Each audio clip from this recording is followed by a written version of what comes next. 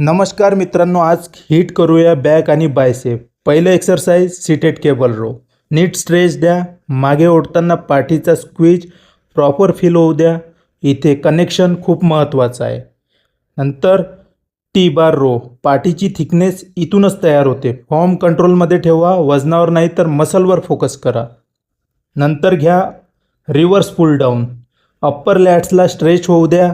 हात फक्त हुक आहे. पुलिंग काम पाठीला करू द्या. नंतर करा lat pull down. Full stretch, full contraction, V shape तयार होतो ते इथेच. रिप्स स्वच्छ ठेवा फक्त.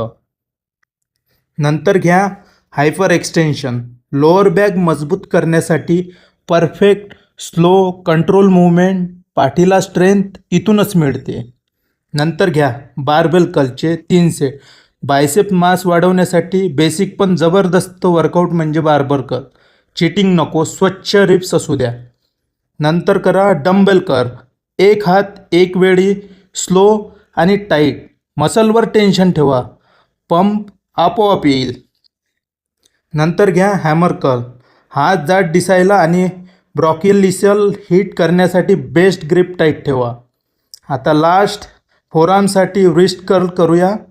ग्रिप स्ट्रेंथ वाढली की बाकी सगळ्या लिफ्ट्स अपग्रेड होतात. भेटूया पुढच्या व्हिडिओला. धन्यवाद.